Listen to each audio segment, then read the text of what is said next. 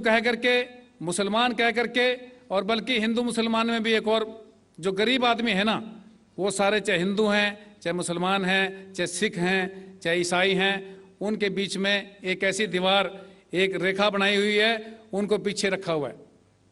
उनको पीने का पानी नहीं मिलता आज देश के अंदर, उनको कोई रोजगार नहीं मिलता।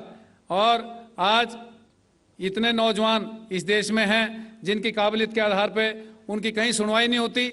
तो करोड़ों समस्याएं हैं, उन सारी समस्याओं को दूर करने के लिए आप लोग इकट्ठे रहेंगे तो इस दुनिया में मांगने से कोई कुछ नहीं देगा।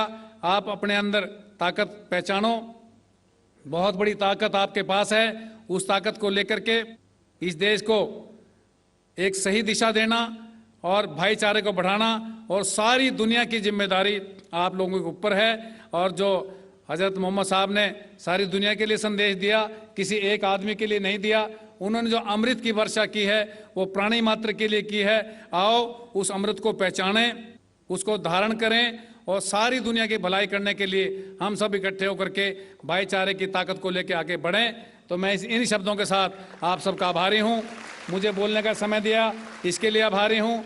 और इस प्रोग्राम को कन्वीन किया गया, और आगे भी जब भी कभी इस बात को लेकर के आप इस हाल कमरे में बैठेंगे या इसको लागू करने के लिए कुछ पॉइंट को सड़कों के ऊपर आएंगे या पार्लियामेंट के अंदर जाएंगे या बाहर जाएंगे, हर जगह मैं आपके साथ हूँ। बहुत बहुत शुक्रिया। हजरात इत्मीनान के साथ तशरीफ़ रखें। अब सवाल जवाब का सिलसिला शुरू होगा, और उसके सिलसिले में गुजारिश ये है कि डॉक्टर साहब ने जिस उन्वान पर ख़िताब किया है उसी ख़िताब से मुताल्लिक़ आपके जहन में जो सवाल हो वो करें, गैर मुताल्लिक़ सवाल मत कीजिएगा। और इसमें इत्मीनान और सुकून को बरकरार रखें, किसी भी तरह एक दूसरे पर पेशकदमी न करें, बल्कि एक साहब सवाल कर लें, इंतज़ार करें, जब वो सवाल कर चुके हैं, जवाब सुन चुके हैं, तो दूसरे साहब आएँ अपना सवाल करने के लिए। भाई साहब। मान्यवर जाकिर नाइक जी को नमस्कार। मैं लालचंद आर्य, नयाबास आर्य समाज मंदिर से। सबसे पहले मान्यवर रोशन लाल जी से एक सवाल करना चाहता हूँ। स्वामी दयानंद सरस्वती ने जो अपनी जीवनी में लिखे 7 प्रकाश में, उसमें श्री कृष्ण जी को योगी राज श्री कृष्ण का है, जबकि कि उनकी कोई बीवियां नहीं थी, एक के अलावा। उनका नाम था रुक्मणी, और उनसे ही बच्चा पैदा हुआ था पदुम। इन्होंने एक इल्जाम लगाया आर्य जाति पे कि श्री कृष्ण जी की 11,000 पत्नियां थी। कृपया आप समाधान करें और इसका जवाब आप पूर्ण लें इनसे कि इन्होंने जो इल्जाम लगाया है क्या वो सही है या गलत है। जवाब के लिए इंशाल्लाह मैं हाजिर हूँ। इधर सवाल मुझसे पूछा जाएगा इंशाल्लाह। शंकराचार्य अगर चाहते मैं जवाब के बाद इजाफा करना चाहते मैं उन्हें दे दूंगा इंशाल्लाह। मैं भी तालिब इल्म हूँ अल्हम्दुलिल्लाह, सिर्फ कुरान का नहीं, वेद का भी, महाभारत, रामायण। इंशाल्लाह पहले आपका सवाल दूंगा इंशाल्लाह, और बाकी जो शंकराचार्य ने कहा उसका भी जवाब दूंगा। भाई साहब ने कहा कि जो मैंने इल्ज़ाम लगाया कृष्ण के 16,000 से ज़्यादा बीवी थी, वो इल्ज़ाम ने वो आपके महाभारत में लिखा हुआ है। और कृष्ण की एक बीवी नहीं, 8 बीवियां थे। 8 बीवियां थे, उसमें से रुक्मणी थी। 8 बीवियां थी। उसके बाद 16,100 जब जंग के हालत के अंदर उनने 16,100 से शादी की। ये लिखा है महाभारत के अंदर अनुशासन पर्व में। मैं आपको हवाला दे रहा हूं। किसी भी धर्म में, किसी भी मजहब में जब आप तकरीर करते हैं, जवाब देते, उसका हवाला होना चाहिए किताब से। मैं कहता हूं या कोई स्वामी कहते या शंकराचार्य कहते, उसकी वैल्यू 0 है। मैं कुछ कहता हूं इस्लाम में, उसकी वैल्यू 0 है। मैं हवाला दूंगा कुरान और सही हदीस का। तो मेरे तकरीर में जितनी भी मैंने बात इस्लाम के मुतालिक की, उसका हवाला दी। चैप्टर नंबर सूरह माइदा चैप्टर नंबर 5 वर्स नंबर 1, या सही बुखारी वॉल्यूम नंबर 4 हदीस 46। तो ये जो हवाला मैं दे रहा हूं, ये महाभारत में लिखा हुआ है अनुशासन पर्व में कि श्री कृष्ण ने 16,100 एक साथ में, 8 पहले थे, तो वो 8 को जुड़ के कुल मिला के होते हैं 16,108। तो 16,100 साथ में उन्होंने की। वो जंग के हालत में जब कई लोग मारे गए, तो उस हालात में तो ये इल्जाम नहीं, हकीकत है। अगर आप समझते ये गलत है तो आपको महाभारत में नहीं मानना चाहिए।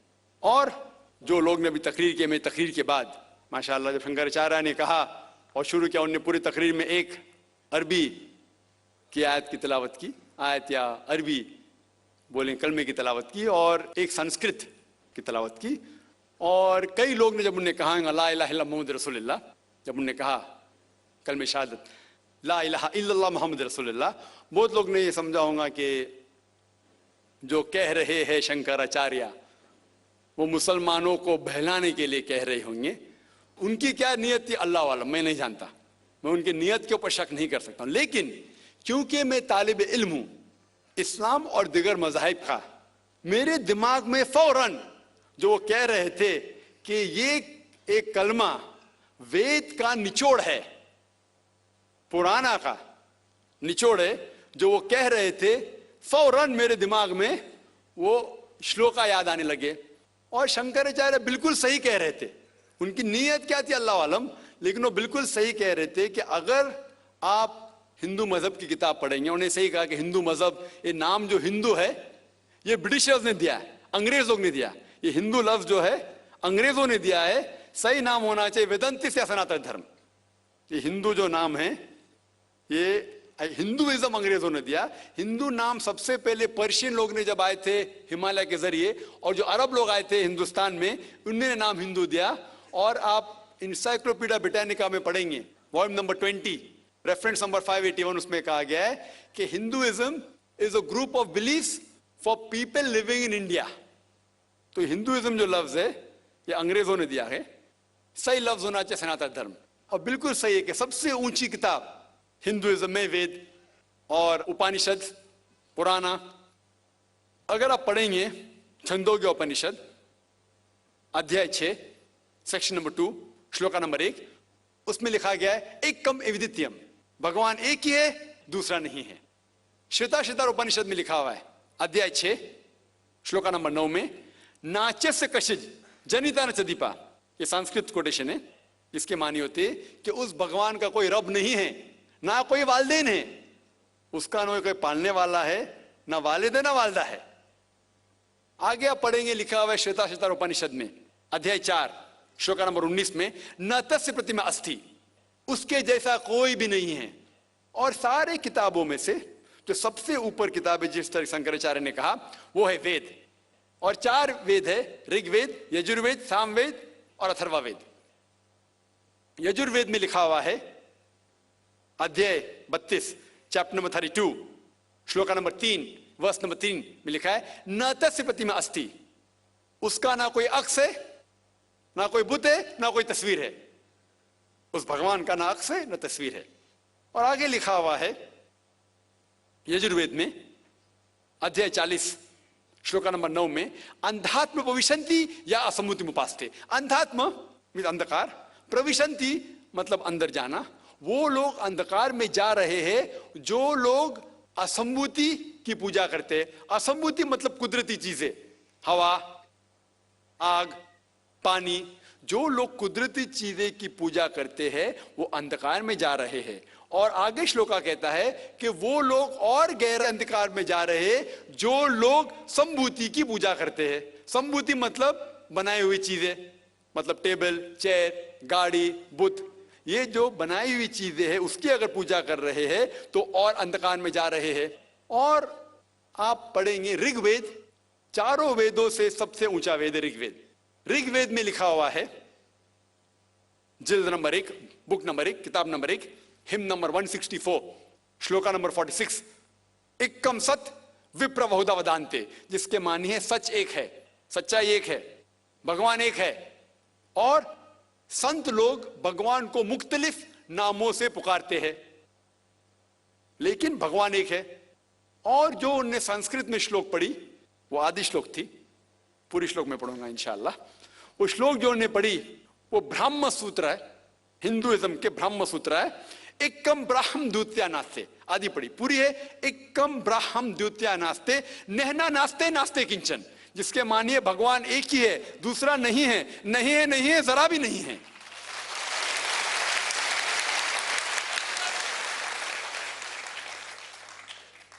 ये पूरा ब्रह्म सूत्र है। वक्त की किल्लत की वजह से उन्हें आधा पढ़ा और मुझे ऐसा लग रहा था जैसे कि उनने मेरी एक तकरीर सुनी जिसका मौजू है similarities between Hinduism and Islam, Hinduism और इस्लाम में यकसानियत। ये हो गया पहले पाठ कलमा का, ला इलाहा इल्लल्लाह, ना कोई माबूद है अल्लाह के सिवा। अब दूसरे पाठ है मोहम्मद सल्लल्लाहु अलैहि वसल्लम, मोहम्मद रसूलुल्लाह, मोहम्मद सल्लल्लाहु अलैहि वसल्लम रसूल है। और अगर आप पढ़ेंगे, इसके ऊपर एक तकरीर में दी है, सिर्फ मोहम्मद सल्लल्लाहु अलैहि वसल्लम के बारे में जिक्र दीगर मज़ाहिब की किताबों में, खुसूसन हिंदुइज्म के। और अगर आप पढ़ेंगे, पुराना का जिक्र किया उन्होंने, भविष्य पुराना में पर्व 3 खंड 3 अध्याय 3 श्लोका 5 to 8, उसमें लिखा हुआ है कि एक मलेच्छा आएगा। मलेच्छा मतलब फॉरेनर, बाहर का कोई शख्स आएगा, उसका नाम होगा मोहम्मद। वो अपने साथियों के साथ आएगा, जिसका मतलब साहबियों के साथ, और वो लोग को सही दिशा दिखाएगा और राजा भोज उनको इज्जत देंगे।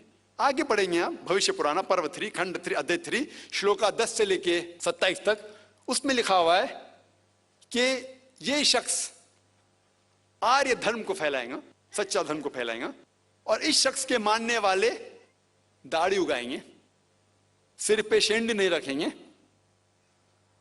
लोग को नमाज के लिए बुलाएंगे, एक इनकलाब दुनिया में लेके आएंगे, गोश्त खाएंगे लेकिन सूअर का गोश्त नहीं खाएंगे, और ये सच्चाई फैलाएंगे। उनका नाम है मुसलमान।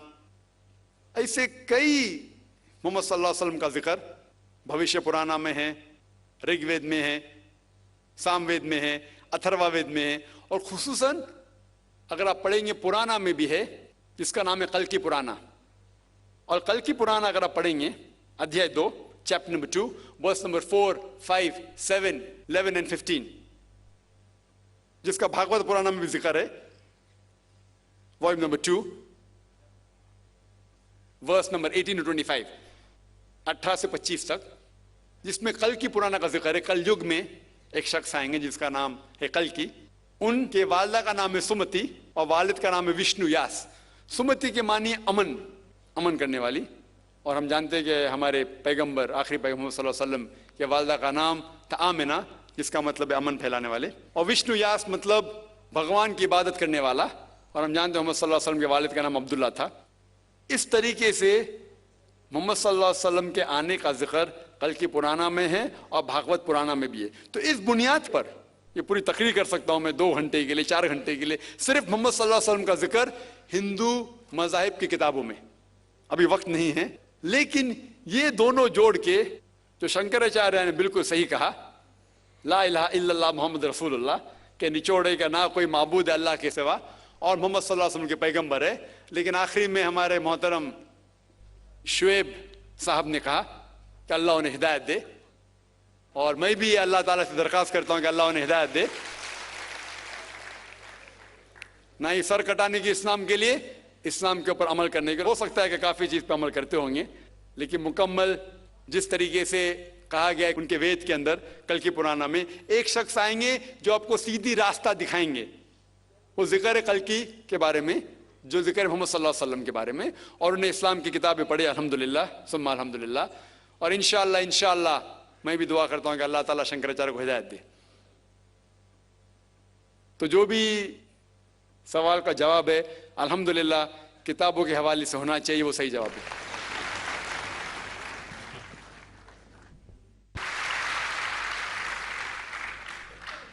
नाम है साहब आपका? मेरा नाम विक्रम है और मैं जेएनयू का हिस्ट्री का शोध छात्र हूँ और प्रभात खबर न्यूज़पेपर्स का दिल्ली ब्यूरो करस्पॉन्डेंट हूँ। सर, मेरा सवाल इसी से संबंधित है, 2 सवाल है। एक ये कि आपने कहा कि जातिवाद केवल हिंदू धर्म में ज़्यादा माना जाता है, लेकिन कुरान में ये कहा जाता है कि जातिवाद नहीं है। लेकिन आप देखेंगे इस्लाम में तो सैयद है, पठान है, इनको काफ़ी ऊंचा दर्जा दिया जाता है, जबकि जो निम्न जाति के लोग हैं, जो दलित मुसलमान हैं, उनके साथ भेदभाव ज़्यादातर किया जाता है। दूसरा कि ट्रिपल तलाक के बारे में बताइए। मेरा ऐसा मानना है कि इस्लाम धर्म को बदनाम करने के लिए कुछ हिंदू संगठनों ने ट्रिपल तलाक को बहुप्रचारित किया और बदनाम कर दिया। भारत के जन जन में ये मानना है कि मुसलमान औरतों के साथ अच्छा व्यवहार नहीं किया जाता, खासकर ट्रिपल तलाक को लेके। मैं चाहता हूँ कि इस पर स्पष्ट करा। Thank you. मेरे सामने 2 सवाल पूछे। पहला सवाल कि मैं कहता हूँ कि इस्लाम में जात पात नहीं है, तो इस्लाम में सैयद है, पठान है, ये सब क्या है? अल्लाह सुब्हानहू व तआला फरमाते हैं सूरह हुजुरात में सूरह नंबर 49 आयत नंबर 13 में, या अय्युहन्नास इन्ना खलकनाकुम मिन ज़करिन व उन्सा व जअलनाकुम शुऊबन व क़बाइला लिताअरफ़ू इन्न अक्रमकुम इंदल्लाहि अत्क़ाकुम इन्नल्लाह अलीमुन खबीर। ओ इंसानों, हमने आपको एक जोड़ी से पैदा किया, सिंगल पैर, एक जोड़ी से मर्द और औरत की, और आपको कबीले में तकसीम किया ताकि आप एक दूसरों को पहचान सके, ना कि आप एक दूसरे से नफरत करें। आपको कबाइल में तकसीम किया ताकि आप एक दूसरे को पहचान सके, ना कि आप एक दूसरे से झगड़े या इख्तिलाफ पैदा करें। और सबसे अच्छा इंसान वो है जिसके पास तकवा है। कुरान शरीफ में अल्लाह सुब्हानहू व तआला फरमाते कि इंसान को परखा जाता है ना कि उनकी जायदाद पे, ना दौलत पे, ना रंग के ऊपर कि काला या सफ़ेद, ना अमीर या गरीब, लेकिन तकवे पे। अल्लाह सुब्हानहू व तआला से कितनी मोहब्बत है, कितना खौफ है। और तकवा ये चीज़ है जो इंसान को ऊपर लेके जाता है दूसरे इंसान से। तो जात पात इस्लाम में बिल्कुल नहीं है। और मोहम्मद सल्लल्लाहु अलैहि वसल्लम ने आखिरी हज्जतुल विदा में कहा कि ना कोई अरब गैर अरब से बेहतर है, ना कोई गैर अरब अरब से बेहतर है, ना ही कोई सफ़ेद इंसान काले से बेहतर है, ना कोई काला इंसान सफ़ेद से बेहतर है। सिर्फ तकवे से इंसान ऊपर हो सकता है। तो जात पात इस्लाम में नहीं है। ये तो सरनेम है, खान, पठान, शेख, सैयद, ये सरनेम है। सरनेम मतलब जैसा होता है ना, सरनेम मिसाल के तौर पर इंडिया में कितने लोग का सरनेम है, देसाई सरनेम है, पटेल है, जोशी है, जो भी है, ये सरनेम है। किधर भी कुरान या हदीस में नहीं लिखा गया है कि खान शेख से ऊपर है। हाँ, शेख जो अरबिक में हम सर के कहते हैं, सर, सर मतलब मोहतरम। तो उस तरीके से अरबी में शेख एक लक़ब है जिसे अरबी के अंदर कहा जाता है मोहतरम, या कोई ज़ईफ़ इंसान को या कोई मालदार इंसान को, वो अलग लक़ब है। लेकिन जहाँ तक कि सरनेम में इस्लाम में कई भी जात पात ऊंची नीची बात है ही नहीं, ये बिल्कुल गलत है। लेकिन मैं जानता हूं कि कुछ मुसलमान देहात में इसको मानते हैं कि मैं पठान हूं तो और ऊंचा हूं, मैं शेख हूं तो ऊंचा हूं, सैयद हूं तो ऊंचा हूं। ये उनकी गलत फहमी की वजह से कुछ मुसलमान, बहुत कम हैं, लेकिन मैं जानता हूं ये बिल्कुल इस्लाम नहीं कहता है कि इंसान को जात पात के ऊंच नीच के अंदर बनाया गया है। आपका दूसरा सवाल, तो 3 तलाक का कह रहे थे कि मीडिया काफ़ी 3 तलाक उछाल रही है, और इसका क्या जवाब है। अफसोस की बात है कि माशरे में, मुसलमान के माशरे में 3 किस्म की तलाक है। मुसलमान के माशरे में, सोसाइटी में, एक तलाक बिदत, तलाक तलाक तलाक एक साथ में को हो जाती है। एक तलाक हसन, जो तलाक दो, एक माह रुको हैज़ के लिए, फिर तलाक दो, फिर रुको, फिर तीसरा तलाक दो। और तीसरा तलाक के हसन, जो बिल्कुल सही तरीका है, जो कुरान शरीफ के है, तलाक दो और 3 माह रुको। कुरान की आयत है सूरह बकरा में, सूरह नंबर 2 आयत नंबर 228 में लिखा हुआ है कि जब भी आप तलाक देंगे तो 3 माह या 3 हैज़ की इद्दत है। तो तलाक पूरे मुकम्मल होने के लिए 3 हैज़ या 3 माह, 3 मेंस्ट्रुअल साइकिल और 3 मंथली कोर्सेज मस्ट है, कंपलसरी है। अफसोस की बात है कि ये जो इख्तिलाफ उम्मत में है उसकी एक वजह है। एक सही हदीस है, इब्न अब्बास रज़ियल्लाहु अन्हु वो फरमाते हैं कि मोहम्मद सल्लल्लाहु अलैहि वसल्लम के दौर में 3 तलाक एक ही मानी जाती थी। हज़रत अबू बकर के दौर में 3 तलाक एक ही मानी जाती थी। हज़रत उमर के पहले 2 साल के दौर में 3 तलाक एक ही मानी जाती थी। लेकिन उसके बाद हज़रत उमर रज़ियल्लाहु अन्हु उस सिचुएशन को देख के वो कहते अगर कोई शख्स 3 दे दिया तो 3 हो जाती है।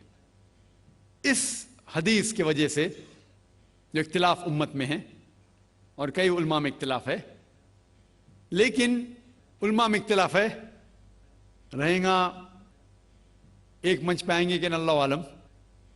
लेकिन अगर आप कुरान की रोशनी में पढ़ते हैं, कुरान में तलाक का जिक्र किया गया है सूरह बकरा में, सूरह नंबर 2 आयत नंबर 228 से लेकर 240 तक, और सूरह तलाक में सूरह नंबर 65 आयत नंबर 1 से 7। जो कुरान मजीद में तलाक का जिक्र है उसके अंदर यह है कि कभी कोई डिफरेंस ऑफ ओपिनियन, कोई झगड़ा हो जाता है शोहर और बीवी में, तो पहला शोहर बीवी बैठ के बात करे, ऐसा नहीं कि बीवी ने नमक ज़्यादा डाल दिया और तलाक तलाक तलाक कह दिया और तलाक हो गया। अगर बीवी में नमक ज़्यादा डाला, बोले आपको नमक कम चाहिए, मामला सुलझ जाएगा, बैठ के बात करो। फिर भी बात न बने तो अल्लाह ताला फरमाता है सूरह निसा में सूरह नंबर 4 आयत नंबर 35 में कि आपके दरमियान एक हकम रखो, एक आर्बिट्रर बीवी की तरफ से, एक आर्बिट्रर शोहर की तरफ से। मतलब आर्बिट्रर, हकम कहते हैं आर्बिट्रर को, हकम रखो बीवी की तरफ से और शोहर की तरफ से, और मामला को सुलझा लो। फिर भी अगर बात नहीं माने तो आप फिर तलाक दे सकते हैं। तो तलाक देते हैं तो कई उसके क्राइटेरियाज है कि हैज़ के वक्त तलाक मत दो, जब आप गुस्से में तलाक मत दो, शराब की हालत में तलाक मत दो। उसके बाद जब तलाक दिया जाता है तो 3 माह रुकना चाहिए। तलाक के आसन है जो बिल्कुल सही तरीका है। तलाक दो और 3 माह रुको, और 3 माह के अंदर अगर आप रुजू करना चाहते हैं अपने बीवी से तो रुजू हो सकते, अल्हम्दुलिल्लाह। अगर 3 माह तक आप समझते नहीं मुझे मेरे बीवी से अलग होना ही चाहिए, तो 3 माह के बाद, इद्दत गुजरने के बाद आप दोनों मियाँ बीवी नहीं रहते, आप अलग हो जाते।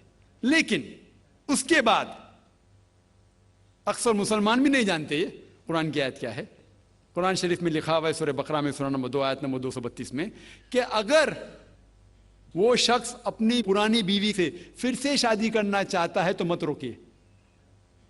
तो अगर तलाक हो चुका है सही तरीके से, तलाक के आसन के तरीके से, और 3 माह हो गए, इद्दत गुजर गई, 6 महीने बाद अगर लगा भाई जो मैंने क्या गलत किया, मैं फिर से शादी करना चाहता है, तो वो आदमी अपनी पुरानी बीवी से फिर से निकाह कर सकता है, लेकिन नया निकाह नया महर, नया निकाह नया महर, जो कई मुसलमान नहीं जानते। अफसोस की बात है कि हम मुसलमान कुरान को तर्जुमे के साथ पढ़े ही नहीं, सही हदीस को तर्जुमे के साथ पढ़े ही नहीं। अगर हम कुरान शरीफ को सही तरीके से पढ़ेंगे और सही हदीस पे अमल करेंगे तो ये जो गलत फहमियां हैं दूर होंगी।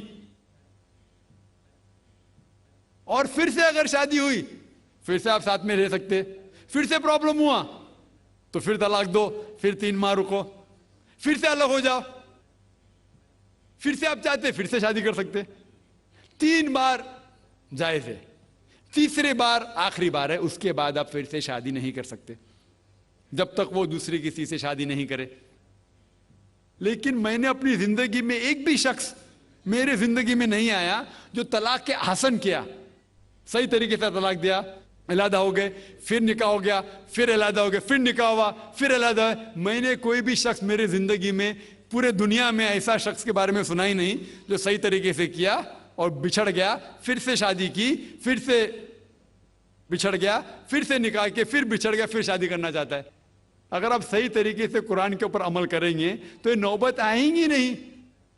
और कुछ लोग जो इस्लाम को मजाक बनाए और क्या कहते कि अच्छा अगर एक साथ में दे दिए, 3 तलाक दे दिए, हो गई, अभी क्या हलाला करो। कुरान कहता है 3 तलाक एक साथ में भी देंगे तो एक ही होती है। मोहम्मद सल्लल्लाहु अलैहि वसल्लम के वक्त पे 3 भी एक साथ में देना एक ही होता था। हजरत अबू बकर के टाइम में भी 3 तलाक एक ही होता था। हजरत उमर के दौर में लोग जो कहते 3 तलाक 3 होती है, कई उलमा कहते हैं कि उनने ये अपने फतवे पे रुजू किए और उन्हें अफसोस था कि ये फतवा उन्हें दिए, और कई लोग कहते नहीं उनका फतवा सही था। इसमें उम्मत का इख्तिलाफ है। लेकिन अगर कुरान की रोशनी में देखेंगे तो 3 तलाक एक साथ में भी देंगे तो एक ही होती है। हजरत उमर के दौर में रज़ियल्लाहु अन्हु उन्होंने कहा था कि हम उसे कह नहीं सकते क्या वो गलत है, लेकिन उलमा ये कहते हैं, मिसाल तो इब्ने तैमिया, शेख इब्ने तैमिया, वो कहते हैं कि ये हजरत उमर में अल्लाह भी प्लीज रज़ियल्लाहु अन्हु, वो मोहम्मद सल्लल्लाहु अलैहि वसल्लम ने जो कहा उसके ऊपर नहीं है, इसीलिए हमें बात मानना चाहिए कुरान और अल्लाह के रसूल की। इसके अंदर हजरत उमर में अल्लाह भी प्लीज विद हिम रज़ियल्लाहु अन्हु उन्हें रुजू किया, इसीलिए वो कहते कि 3 तलाक भी होंगी तो एक ही होती है, 3 नहीं होती। इसमें उम्मत का इख्तिलाफ इसलिए है कि हमने कुरान पढ़े ही नहीं। हम अगर कुरान पढ़ेंगे सही तरीके से और जाने, कई लोग ये समझते हैं कि तलाक के लिए 3 बार बोलना जरूरी है, अगर 3 बार नहीं कहेंगे तलाक होती ही नहीं। वो उनकी नादानी है, वो उनकी जहालत है। तो हमें क्या करना चाहिए? ये मीडिया उछाल रही है, हम मुसलमानों को ये तलाक का तरीका, जो सही तरीका है तलाक के हसन, उसको आम करना चाहिए और ये कहना चाहिए किस बुनियाद पे तलाक दी जा सकती है, कब दी जा सकती है, कैसे मौके पे दी जा सकती है, देना चाहिए क्या नहीं। तो ये सब अगर हम मुसलमान आम करेंगे तो इंशाअल्लाह ये इख्तिलाफ जो उम्मत में है वो नहीं रहेगा और मीडिया उसे उछाल रही है। जी हाँ भाई साहब, आपका नाम और आपका? मेरा नाम रवि कोहली है सर। डॉक्टर साहब, मेरे पेरेंट्स हिंदू थे पर मैं अपने को हिंदू नहीं मानता हूँ, मैं अपने को इंसानियत मानता हूँ, इंसान मानता हूँ। बाई चांस मैं जमा हूँ हिंदू जगह घर और आप जमे हैं इस्लाम के घर और दूसरे जमे उनके घर, पर सबसे ज़्यादा है इंसानियत। और अभी तक मज़हब ने, कोई भी मज़हब हो, इंसानियत के ऊपर अमल नहीं किया। आपने 12-13 साल से इसमें स्टडी कर रहे हैं, मैंने 30 साल से स्टडी कर रहा हूं, बाल मेरे सफ़ेद हो गए हैं, रोटी के लिए मैं बिजनेस करता हूं। पर जो किताबों के आपने पढ़े हैं, आपने ये जांच की वो किताबें किसने लिखी हैं? हजारों साल बाद लिखी हैं। पहले एक जुबान की बात होती थी, कोई राम राम राम कह के उसके कहावत है मर मर मर कहने लगा, उसको पूजना है। वेदा ऐसी थी, ग्रीक मैथोलॉजी ऐसी थी, इजिप्शियन मैथोलॉजी ऐसी थी, इब्राहिम से लेके मोसेस तक, और आपके मोहम्मद साहब के तक। आपका मोहम्मद साहब का जो किताब लिखेगी कुरान 50 साल बाद लिखेगी, तो और नहीं 40-50 कोई भी हो। पर मुझे माफ करना साहब, मैं आपसे एक सवाल ये उठना चाहता हूँ, हम सब इंसान है, इंसान को एक करके सब मजहब 21st सेंचुरी में इंसानियत मजहब क्यों नहीं बनाते? जो आप ठहर, मैंने अभी खत्म नहीं किया जनाब, मैंने हमने खत्म नहीं किया। हाँ, मैं ये कह रहा हूँ साहब, आप अपना पर्सनल मजहब है रखिए, अपने घर में रखिए, बस स्टेट में और दूसरों के ऊपर ना लाइए, वार ना करिए, लड़ाई ना करिए। एक माफी चाहता हूँ, ऐसी हजारों चीजें मैं दूसरे मजहब में निकाल सकता हूँ। मैं आपसे पूछना चाहता हूँ, खलीफा 40 साल के अंदर मर गए, मर्डर हुए, असैसिनेट हुए, और अली साहब जो थे वो ग्रैंडसन हमारे पैगंबर के थे। ये चीजों के हवाला दूसरों में भी है, मैं हजारों दे सकता हूं, पर इसका सवाल मैं आपसे कहना चाहता हूं। भाई साहब ने अच्छा सवाल पूछा, लंबा था, तकरीर थी छोटी। भाई साहब ने कहा कि वो हिंदू धर्म में पैदा हुए लेकिन हिंदू नहीं है, इंसान है। क्यों ना हम एक मजहब इंसानियत बनाते हैं? उनका जो कहना है वो इंसान है। भाई साहब, हर शख्स, हर इंसान जो पैदा होता है वो इंसानी होता है, लेकिन सिर्फ इंसान होना काफी नहीं है। इंसान होना जरूरी है। हर मुसलमान पहले इंसान होना जरूरी है उसे। इस्लाम की सारे बातें, एक भी बातें मैंने कहा मैं तकरीर में, इंसानियत के खिलाफ नहीं है। एक भी बातें मैं चैलेंज करता हूं, आप एक भी बात इस्लाम की बुनियादी बात बताओ जो इंसानियत के खिलाफ है। मुसलमान होने के लिए अच्छा इंसान होना जरूरी है। अगर आप अच्छे इंसान नहीं हैं तो मुसलमान हो ही नहीं सकते। लेकिन सिर्फ अच्छा इंसान होना काफी नहीं है। मिसाल के तौर पे डॉक्टर बनने के लिए 10वीं पास करना जरूरी है, फिर 12वीं, फिर डॉक्टरी। तो मैं कहूंगा डॉक्टर बनने के लिए स्कूल पास करना जरूरी है, लेकिन स्कूल पास करना काफी नहीं है। तो इस्लाम में अच्छा मुसलमान बनने के लिए अच्छा इंसान बनना जरूरी है, लेकिन सिर्फ अच्छा इंसान बनना काफी नहीं है। समझ रहे? क्यों? क्योंकि इंसान को जिसने पैदा किया उसकी इबादत करना जरूरी है। जिसने आपको पैदा किया, जिसने आपको पैदा किया, उसकी अगर आप इबादत नहीं करेंगे तो इंसानियत के नाम पे कलंक है। आप कहते हैं कि मजहब, जितने मजहब है सब भेदभाव पैदा करता है, नफरत पैदा करता है। आपने कहा, शंकराचार्य ने बिल्कुल सही कहा। शंकराचार्य ने कहा कि कोई भी मजहब नहीं सिखाता कि आपस में भेदभाव करना। उनकी भी स्टडी है, मेरी भी स्टडी, आपकी भी स्टडी है। आपने कहा कि मैंने 10-12 साल किया, आपने 30 साल किए। अगर आप 30 साल किए उसका मतलब नहीं कि आप मुझसे अच्छे हैं, जरूरी नहीं। मैंने नहीं कहा कि आपने कहा, मैंने ये भी नहीं कहा कि आपने कहा। मैंने कब कहा कि आपने कहा? मैं कह रहा हूं,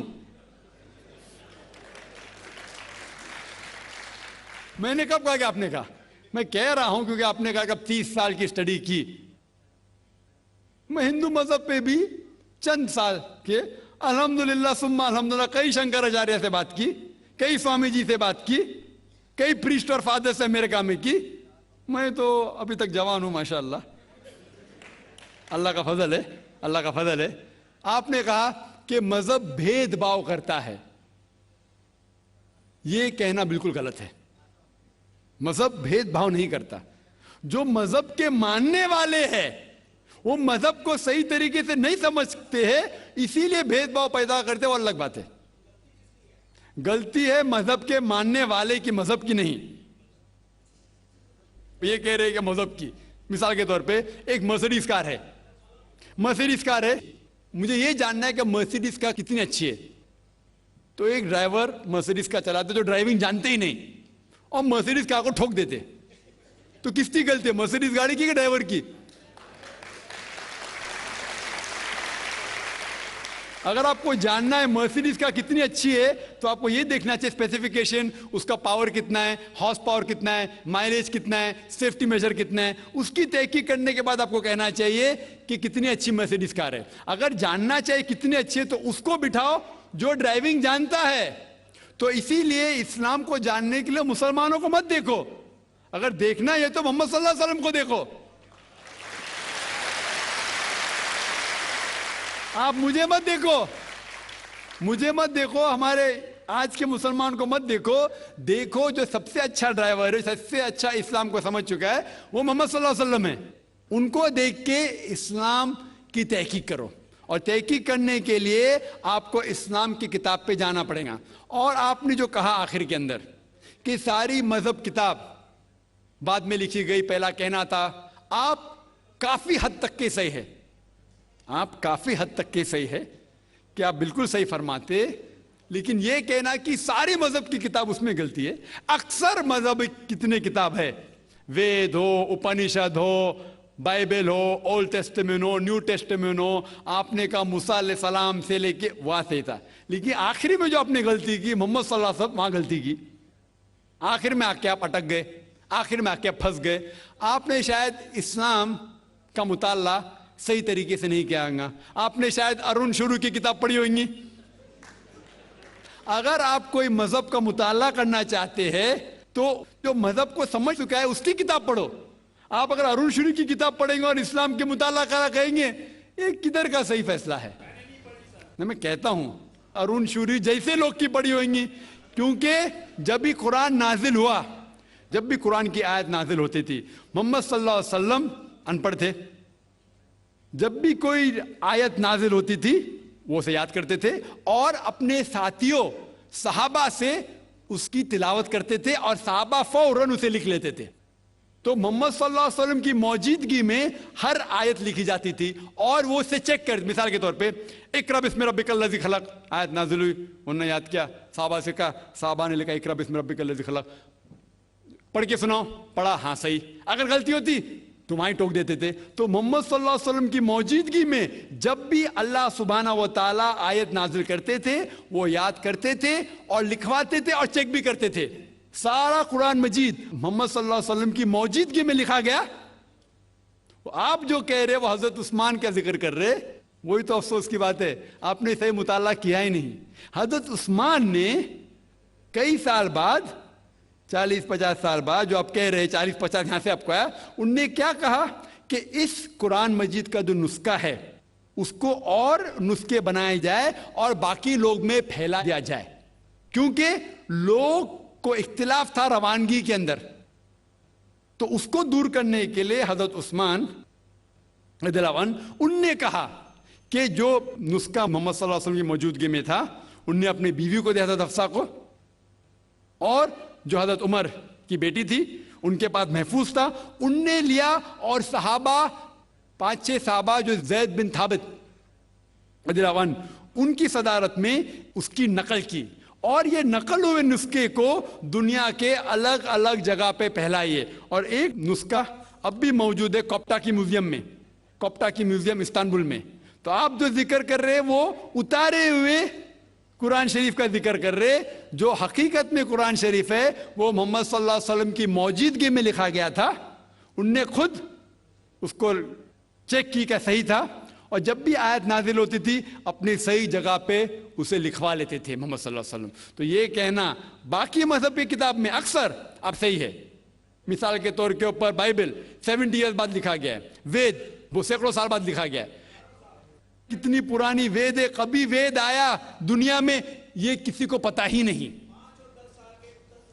वो आपके हिसाब से, स्वामी दयानंद सरस्वती के हिसाब से 1310 मिलियन ईयर्स ओल्ड, 1310। आप थोड़ी ठेकेदार है मजहब के,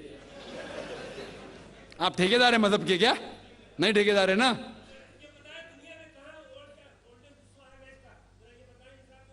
हाँ इसलिए ओ भाई साहब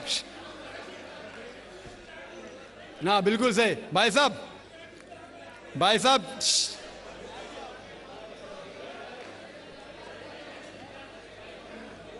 साहब इसीलिए इख्तिलाफ जो है ये कम इल्मी के वजह से,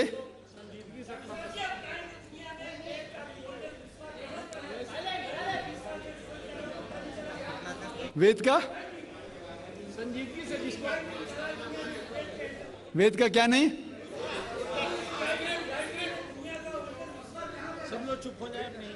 भाई साहब ने कहा कि दुनिया का सबसे ओल्डेस्ट स्क्रिप्ट वेद है, वो कुछ हिस्टोरियंस कहते हैं। बट ओल्ड होना मतलब नहीं कि सही, जो कुछ ओल्ड है वो सबसे बेहतर होना जरूरी नहीं। मिसाल के तौर पे मेरे पास पुरानी गाड़ी है 50 साल पुरानी, उसका मतलब नहीं कि नई गाड़ी से अच्छी है। ये भी हो सकता है कि पुरानी गाड़ी नई गाड़ी से अच्छी हो सकती है। मेरे पास मर्सिडीज कार है 5 साल पुरानी, जो नई मारुति से अच्छी होंगी। तो ये कहना कि कोई किताब या कोई मजहब पुराना इसलिए बेहतर है, बिल्कुल गलत है। जो आदमी को अक्ल है वो कभी भी ऐसा नहीं कहेगा कि पुरानी चीज बेहतर, नई चीज बेहतर। वो चीज बेहतर है जो हक के ऊपर है, जो चीज हक के ऊपर है वो चीज बेहतर है। तो भाई साहब आपकी जो तहकीक है मजहबी किताबों पे जरा कमजोर और गलत है। आपको फिर से और 30 साल लगाने पड़ेगा इंशाअल्लाह। जी हाँ भाई साहब पूछिए। Respected Zakir sir, myself Dr. Duryodhan Katki from Jawaharlal Nehru University. I want to ask a very little question, that regarding that talaq, what you explained, I acknowledge. But the thing is, if you pass down the history of human civilization, then you will find women are always being suppressed, oppressed, depressed, humiliated and dilapidated in this country especially. But as far as talaq is concerned, the whole, diverse power, determining power is laying with the husband or husband's hand. But in case a woman who is in a very grave situation and she wants to talaq to her husband, the what is the system is there in your Islam? You just explain. What is the women's power in there in talaq, as far as talaq is concerned? Should I give the answer in English or in Urdu? You can give it in English. The brother asked the question that what powers does a woman have to give divorce to the husband? Can she give talaq? And he rightly said the women in this country are degraded. Islam uplifts the woman. Regarding as far as divorce is concerned, broadly there can be 5 types, broadly. One is by mutual consent of both husband and wife. Number 2 is unilaterally by the will of the husband. Number 3, that if it's mentioned in the nikah nama, in the marital contract, that she too can give divorce, it's known as talaq-e-tawfiz or talaq-e-isma. Even she can give unilateral divorce, if it's mentioned. While marrying, the husband and wife, when they marry, they can put down any clause which is optional, as long as she doesn't ask the husband to do something which is prohibited or prevents him from doing something which is compulsory. She can ask anything which is optional. So a woman while getting married can put a clause, is known as talaq-e-tawfiq, that she too can give unilateral divorce, and if the husband agrees, she can give. Third type. Fourth type is if it's not mentioned in the nikah-nama, that the woman too can give unilateral divorce. Then if the husband ill-treats her or does not give her due rights, she can go to the judge, the qazi, and do nikah-e-fasq. And the fifth type is khula, that maybe the husband is very good. He is giving all the rights and all the facilities, yet she wants to part for personal reasons. She can request the husband to give divorce, and he gives divorce. That's known as khula. Hope that answers the question. हाँ भाई sir जी हाँ मेरा सवाल ये है कि अल्लाह एक है, इसमें किसी का झगड़ा नहीं है, उसकी इबादत करनी चाहिए, इसमें किसी का झगड़ा नहीं है।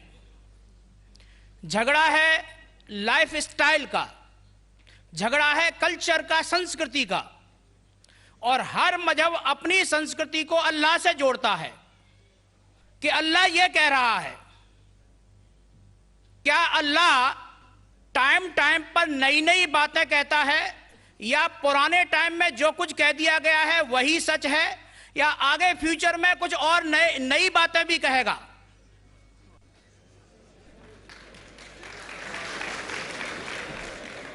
भाई साहब का अच्छा सवाल था कि किसी को दो राय नहीं कि अल्लाह एक है, भगवान एक है। सब मानते कैसे उसी की इबादत करना चाहिए, लेकिन हर मज़हब अपनी कल्चर, अपनी संस्कृति को देख के स्टाइल बदलता है। तो अल्लाह ताला जो पहले कह चुका वो अभी भी सेम है कि टाइम टाइम पे बदलता है। भाई साहब का सवाल अच्छा है, लेकिन ये कहना चाहता हूँ जवाब देने के पहले, उन भाई साहब ने कहा कि सब मानते हैं कि अल्लाह एक है। ये मैं नहीं मानता हूँ कि सब मानते, मैं नहीं मानता हूँ कि सब मानते। ये मेरा फील्ड है, ये मेरा फन है गैर मुस्लिम से बात करना। मैं ये नहीं मानता हूं कि हर गैर मुस्लिम मानते अल्लाह एक है, कि भगवान एक है। कई लोग भगवान में मानते ही नहीं, नास्तिक कहते। और जो लोग कहते भगवान में मानते हैं, हर कोई एक में नहीं मानता।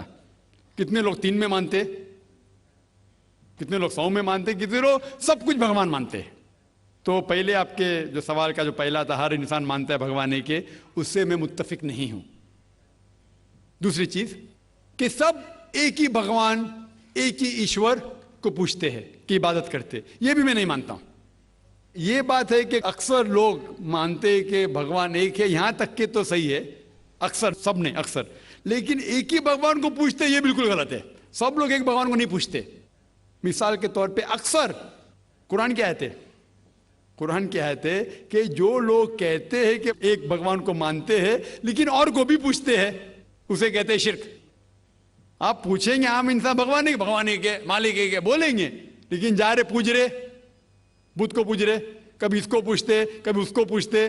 तो ये आप अगर धर्म की किताब पढ़ेंगे, बाइबल पढ़ो, वेद पढ़ो, ये सब इसकी मुमानियत है।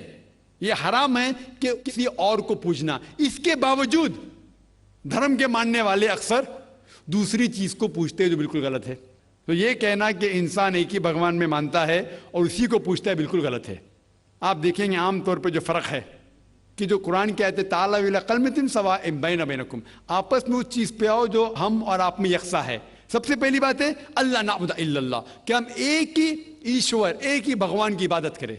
एक ही भगवान में मानना काफी नहीं, मानने के अलावा उसी की इबादत करना और किसी की नहीं। आपका अहम सवाल कि हर मजहब एक ही भगवान कहता है, ये बिल्कुल सही है। एक ही भगवान की इबादत कहना कि बिल्कुल सही है, लेकिन अपने तहजीब के हिसाब से बदलते रहता है, ये कहना गलत है। और अल्लाह ताला कितने बार बदलता है? ये कह सकते हैं कि टाइम जाने के वजह से किताबें बदलती गई। अल्लाह का जो पैगाम है, बेसिक पैगाम, वो सेम है, वो बदलता नहीं कि अल्लाह एक है, एक ईश्वर की इबादत करो, वो बदलता नहीं। उसके कुछ चीजें, ऊपरी चीजें शायद बदले।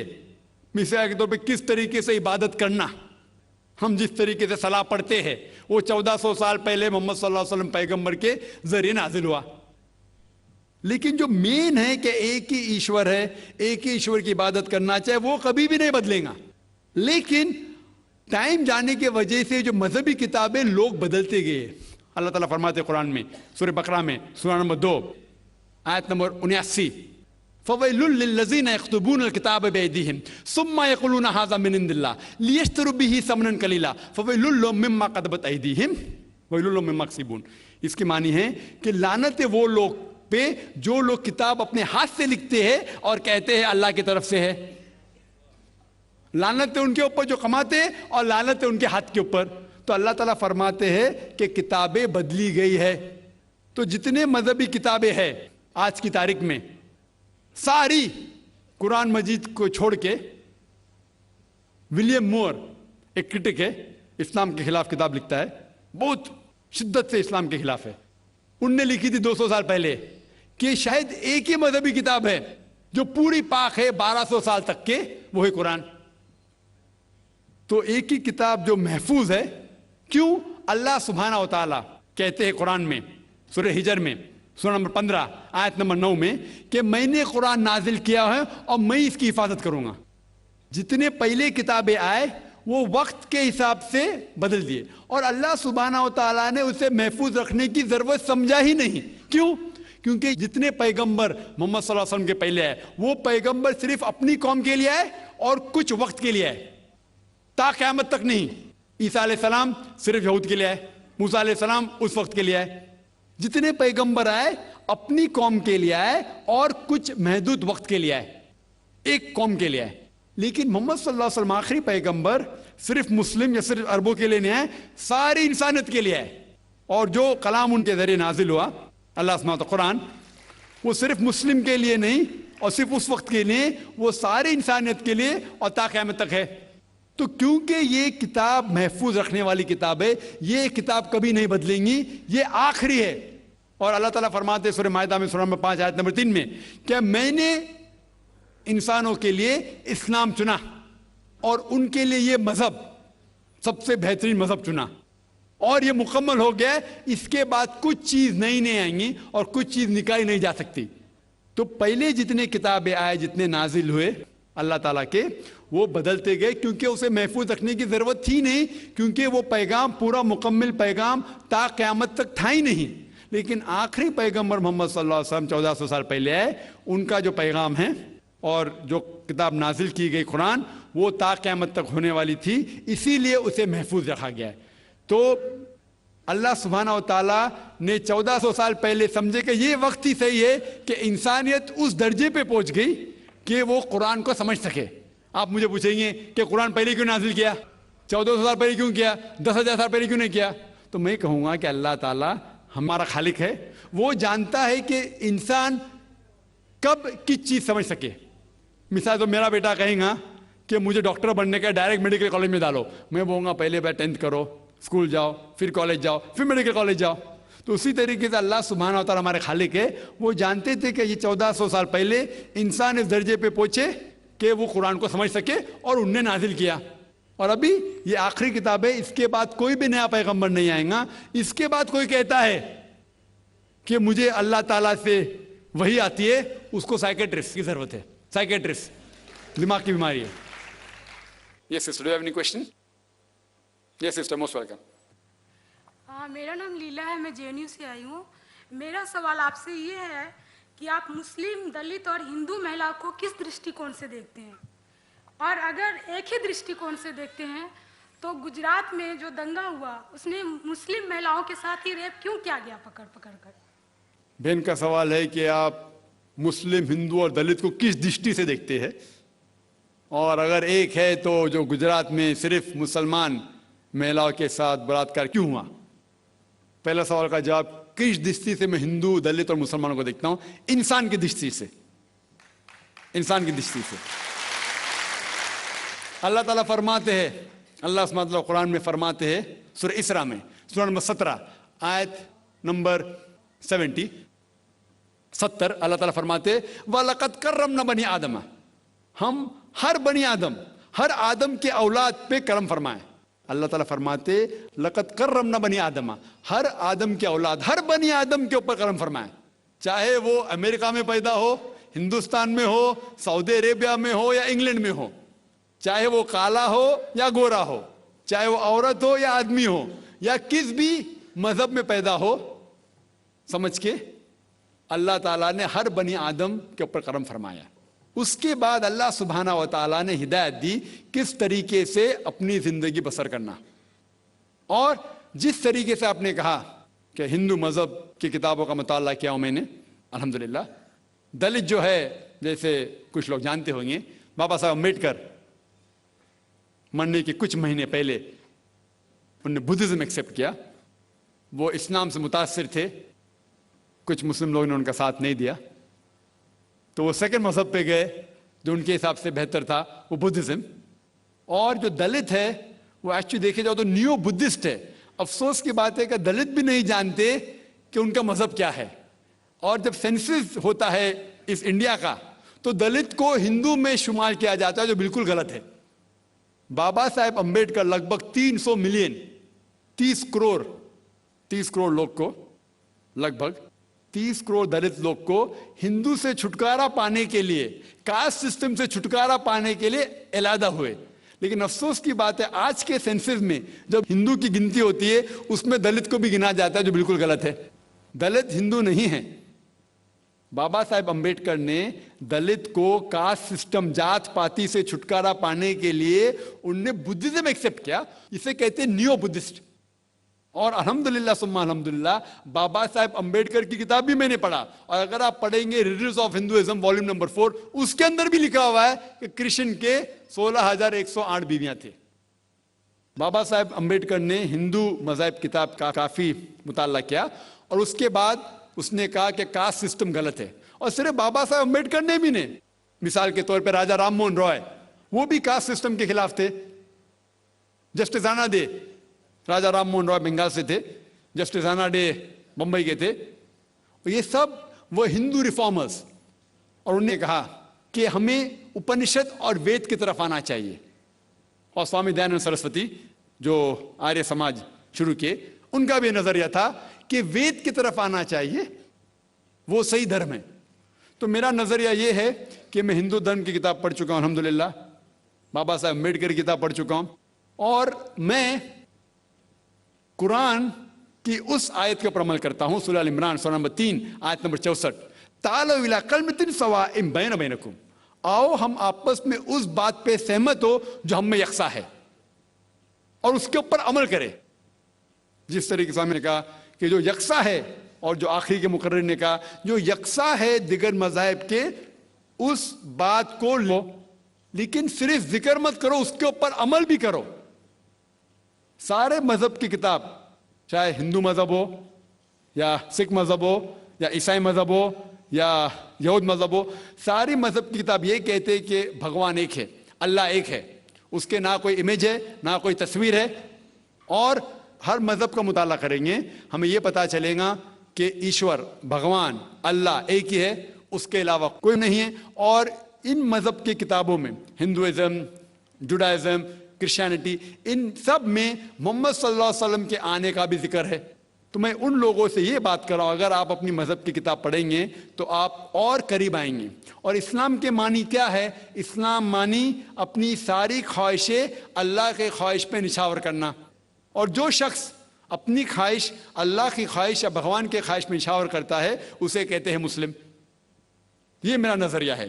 आपका दूसरा सवाल था कि गुजरात में क्यों सिर्फ मुसलमान औरतों के साथ बलात्कार किया गया था, वो आपको उनसे पूछना पड़ेगा, मुझसे नहीं।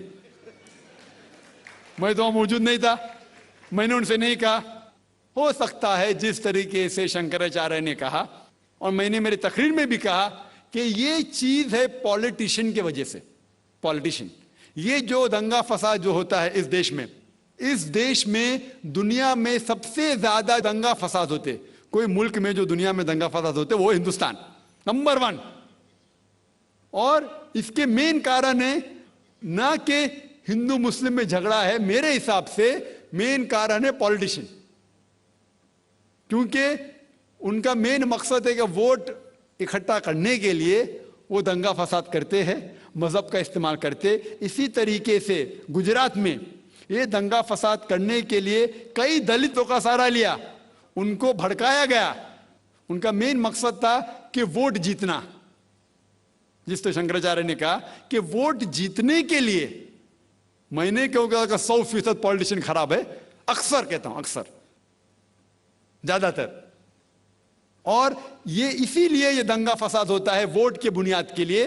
अगर ये पॉलिटिशियन की जो ये वोट बैंक निकाल दे तो इंशाअल्लाह हिंदुस्तान में भी अमल होगा। जी हाँ बहन, बोलिए आप। अस्सलाम वालेकुम। वालेकुम अस्सलाम वरहमतुल्लाहि वबरकातुहू। I am Sana Mariam, I am a student. It's really hard to pray gratitude towards Allah for giving us such a nice personality in the form of Dr. Zakir Naik.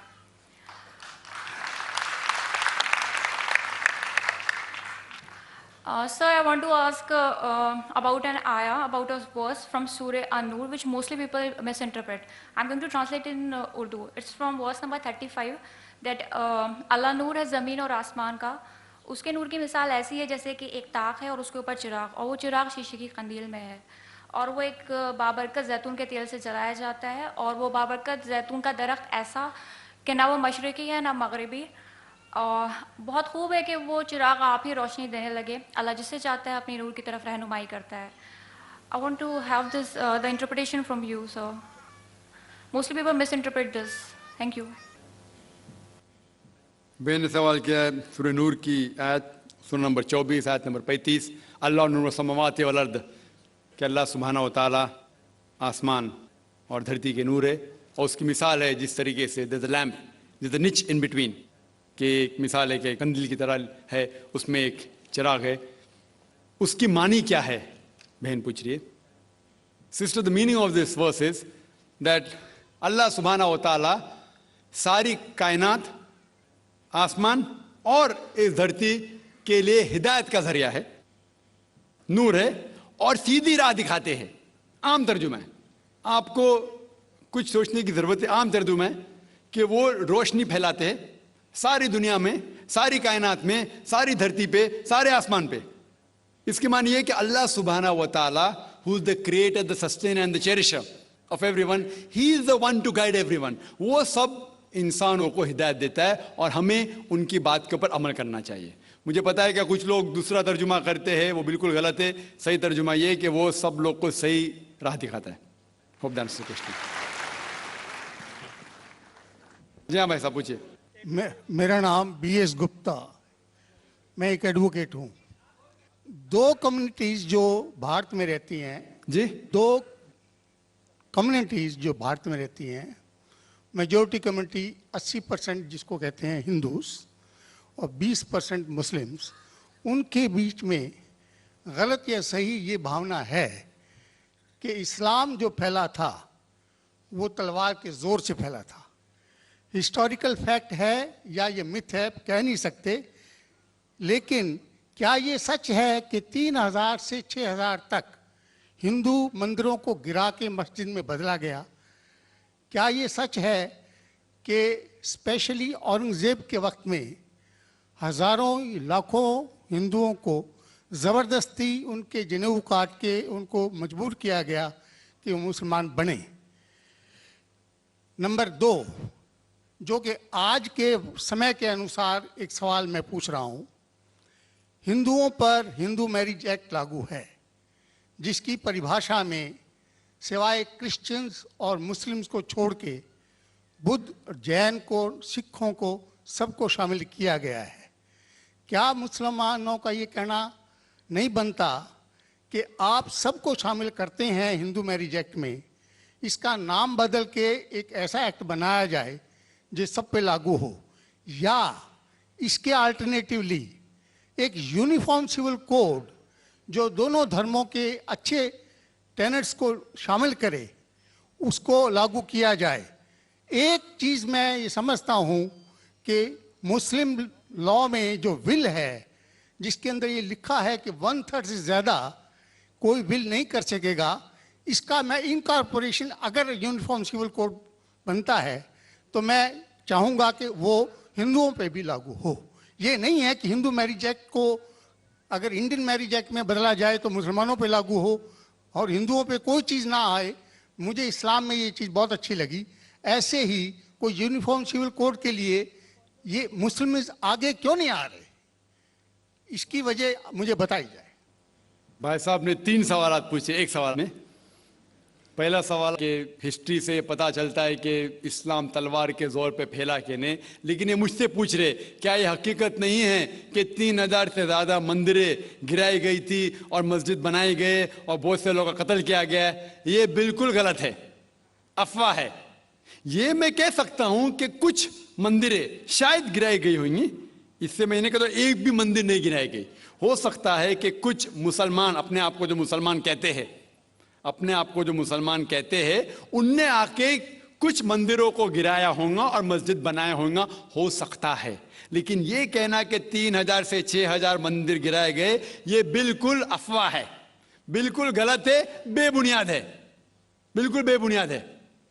कुछ मुसलमान राजाओं ने गलत काम किए होंगे, उससे आप इस्लाम को दोषी नहीं ठहरा सकते। अगर हिटलर ने 60 लाख यहूदी को जिंदा जलाया तो मैं कह सकता हूं कि क्रिश्चियनिटी खराब है? बिल्कुल बेबुनियाद है, वो हिटलर ने किया, बाइबल में तो ही लिखा है कि जलाना चाहिए। इसी तरीके से ये खाली अफवाह है। कुछ मंदिरों को शायद गिराया गया होगा, मैं ये नहीं कहता कि नहीं गिराया गया, लेकिन उसको छोटी चीज को लेके उछाला जाता है मीडिया में और किताबें लिखी जाती है। आप देखो टीपू सुल्तान के खिलाफ आ गए। आज भी आप जाएंगे मैसूर के अंदर, उसके आजू बाजू आप देखेंगे तो टीपू सुल्तान के जो आंगन के अंदर है उसके अंदर मंदिर है। अगर आप ये कहते सच है कि 3000 से 6000 मंदिर को गिराया गया था, तो आप कैसा जिंदा बचे? आप कह रहे थे कि हजारों लोगों को कत्ल किया गया, आप कैसे जिंदा बचे? आप जिंदा बचे ये शहादत दे रहा है कि मुसलमान तलवार के जोर पे नहीं फैला। अगर ये सच होता था, आपने कहा हजारों लोग का कत्ल किया, कुछ लोग का शायद कत्ल किया गया। देखो हर मजहब में there are black sheeps in every community. कुछ लोग हर मजहब में खराब निकलते हैं, वो मजहब की गलती नहीं, वो मजहब के मानने वाले की। क्रिश्चियन में आपको कुछ खराब लोग मिलेंगे, मुसलमान में मिलेंगे, हिंदू में मिलेंगे। अभी आप देखेंगे हिंदुस्तान के मुसलमान कुछ लोग ड्रग में डील करते, ड्रग में धंधा करते। ड्रग तो हराम है इस्लाम में, करते तो उनको दोष देना चाहिए, इस्लाम को नहीं। इसी तरीके से आप जो कह रहे हजारों लोगों का कत्ल किया, ये बिल्कुल बेबुनियाद चीज है। कुछ लोग का शायद किया होगा, और ये ही सबूत है। मैंने मेरी तकरीर में कहा कि 80% से ज्यादा गैर मुस्लिम हिंदुस्तान में हैं। ये शहादत दे रहे हैं कि इस्लाम तलवार के जोर पे नहीं फैला। आप लोग को क्यों छोड़ा उन लोग ने? आप उनके रिश्तेदार तो नहीं थे ना, आपको क्यों छोड़ा? 800 मिलियन 80 करोड़ गैर मुस्लिम को छोड़ा क्यों उनने? क्यों छोड़ा? अगर दमी था हुकूमत की 1000 साल, सब लोग को मुस्लिम बनाते थे। इससे यह जाहिर होता है कि इस्लाम तलवार के बलबूते पे नहीं फैला। कई लोग, कई गैर मुस्लिम इस्लाम से मुतासिर होके उन्होंने इस्लाम कबूल किया। तो यह कहना बिल्कुल गलत है। आपका दूसरा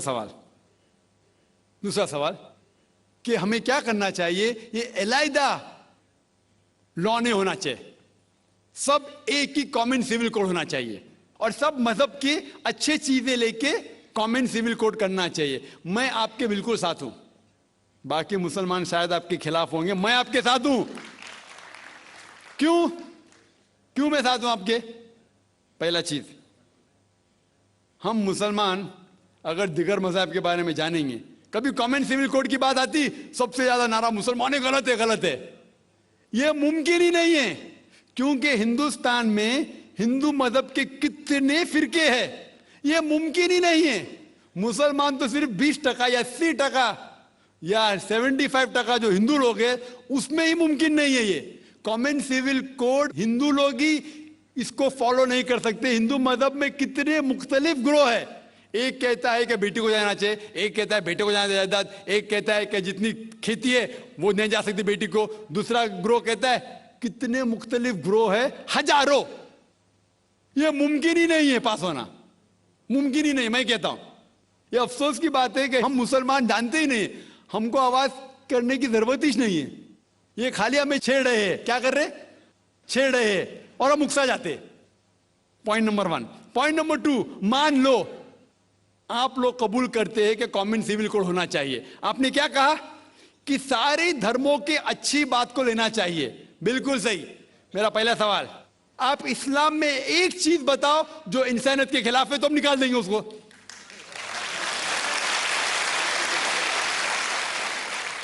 आपका ये कहना बिल्कुल सही है कि बाकी मज़ाहिब की अच्छी चीजें जो है, मिसाल के तौर पे मैंने तकरीर की similarities between Hinduism and Islam, तो जो अच्छी चीजें हिंदुइज्म की मैं ले चुका हूं।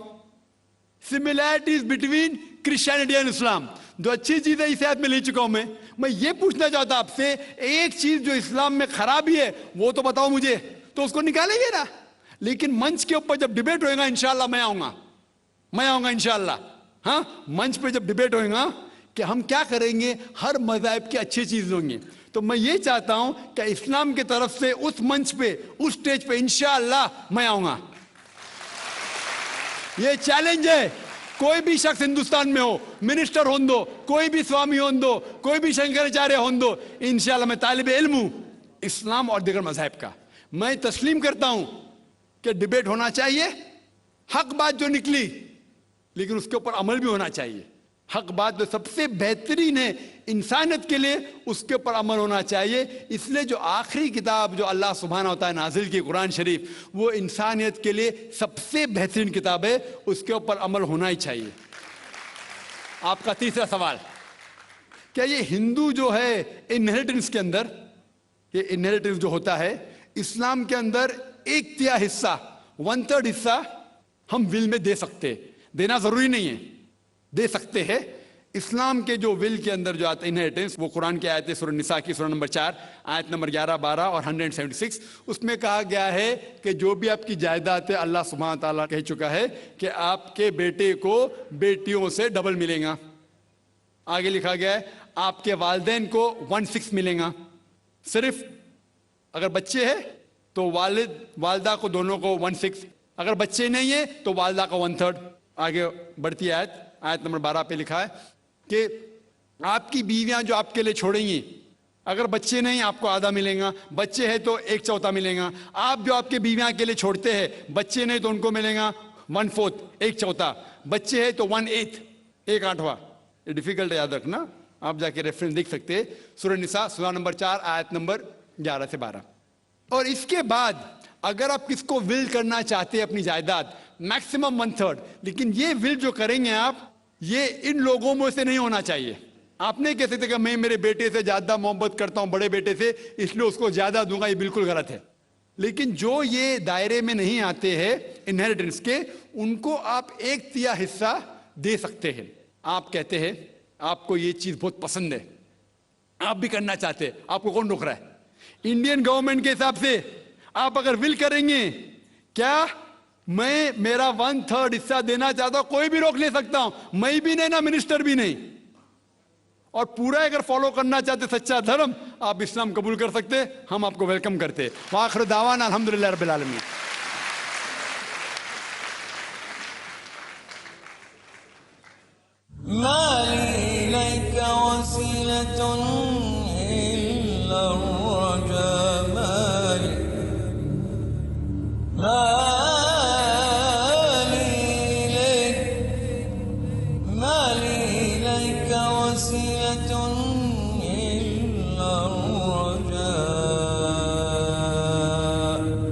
وجميل عفوك ثم إن